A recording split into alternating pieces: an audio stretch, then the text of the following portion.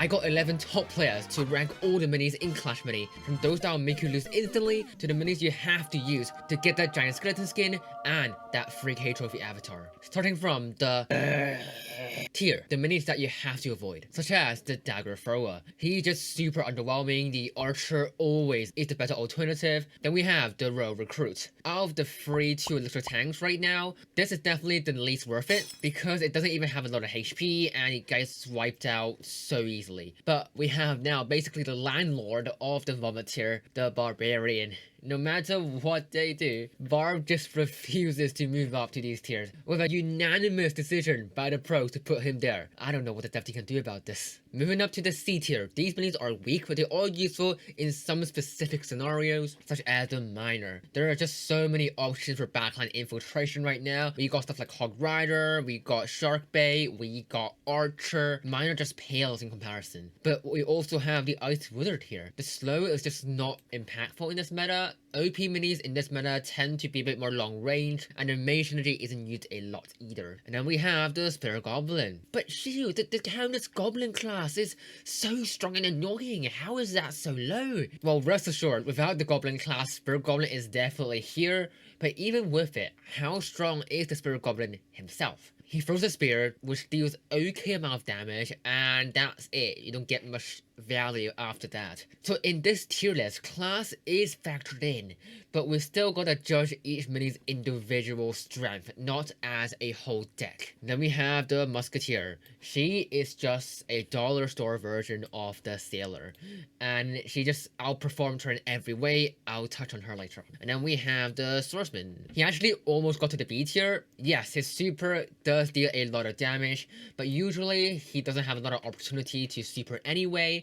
He can be shut down very easily by the minis in the A and S tier. And then we have the Mini P.E.K.K.A. He can definitely offer some value with the Dissipate, but one big problem is that he is solely in the worst class, and it is the Specialist, and that bars him from so many decks just because he doesn't have anything class-wise to offer. And the same thing goes to P.E.K.K.A., but he has another pitfall. The Goblin class can counter him so well if the goblins dodge 2 of his attacks in a row, which isn't too unlikely. At that point, he is just a sitting duck waiting to be killed. Then we have the Healing Ranger and the Battle Healer. A lot of popular minis have anti-heal right now, like the Countess and the Princess, and that just completely shuts them down. And then we have the Ewis. He actually almost got to the B tier as well. The stun can get some value, but the mage class just isn't used a lot, and there are way better alternatives for ranged carry minis, stuff that I'll touch on later. But then we have nothing? Oh, Royal Ghost, right, there he is. He has a clash ability, and that can be kind of useful in the niche situations, but that still can be countered quite easily. Last, but actually maybe at least, we have the Elixir Golem. He's just a really niche mini because he can give Elixir to both players, so it's hard to make sure that you benefit from the elixir far more than the enemy. Moving up to the B tier, these minis are average and they do work well in 1 or 2 decks, such as the Mosquito.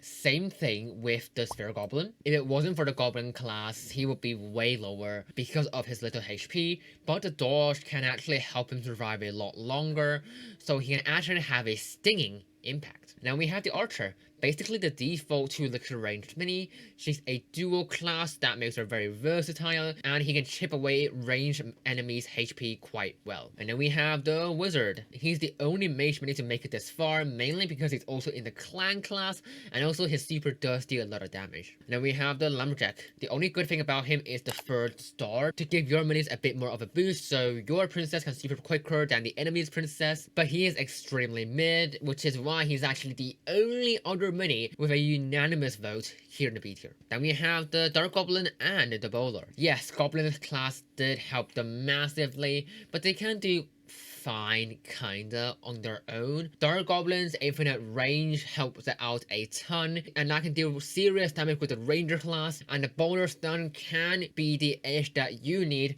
for your counters to win the enemy counters. Then we have the Valkyrie. She's quite decent at AoE damage, she can clear witch skeletons quite well, and obviously clan class helps a lot with the extra HP. Oh wait, why is she up here?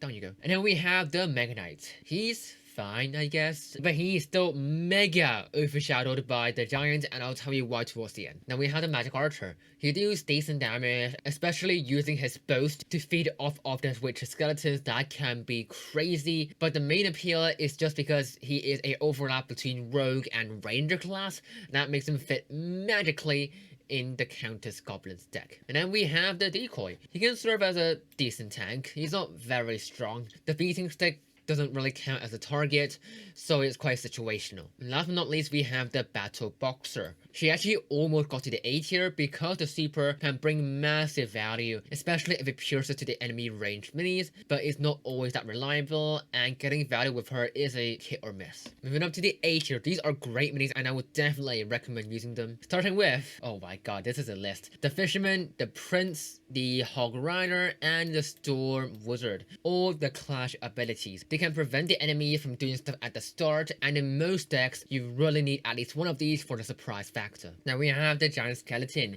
the go-to cheap tank. The bomb is strong, but a big reason is because of the undead class.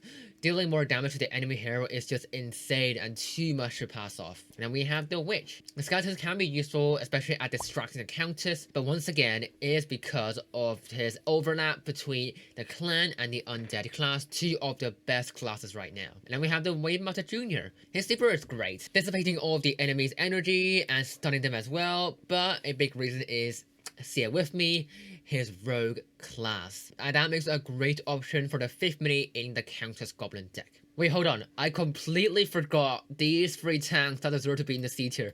You guys must be freaking out, seeing like how they can be so good. No, they are C tier. These cheap tanks just aren't that relevant right now. They are overshadowed by the Giant Skeleton, which is up here. So yeah, they're not good. But going back to the A tier, we have the Worker Bee. Despite the nerf, she still supports heroes so much, making them attack faster and giving them more attack damage and healing them. I'm just honestly surprised that she isn't even higher. Now we have the Durian. At the start, it's not that great, but the HP build up goes hard, especially paired with the clan class extra HP. He is unkillable in round 5. Then we have the Princess. She almost made it to the S tier because she's literally just the Rocket Gizmo 2.0. The super damage is insane. If you see a 3-star Princess, you're royally screwed.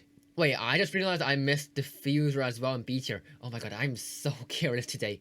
I mean, the Diffuser is not that great. You do get some value with the Elixir, but usually you will have to pair it with the Lumberjack together to actually make the Elixir class. And in most decks, you usually can't afford to take out too many slots for these two. And finally, going back to the A tier once again, we have the Fisherman 2.0. If it wasn't for the crazy amount of bugs he has, he would be straight up to the Holy Guacamole tier. Just a singular shark bait super can destroy a Archqueen or a Warden deck.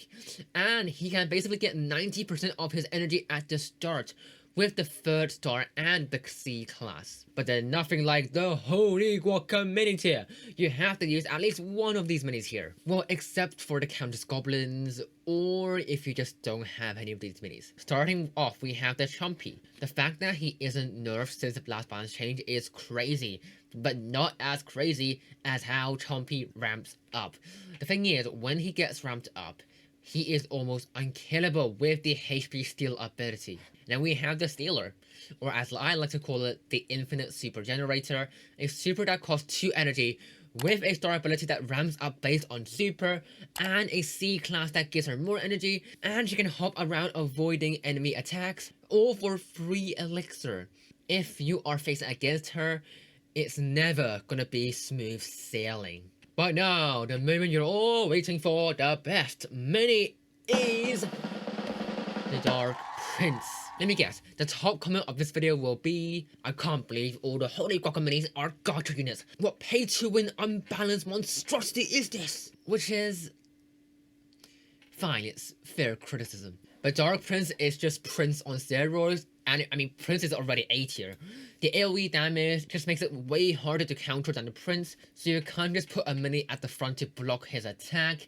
He also charges quicker than the Prince because he's at a higher set, and the shield just makes him better at buying time.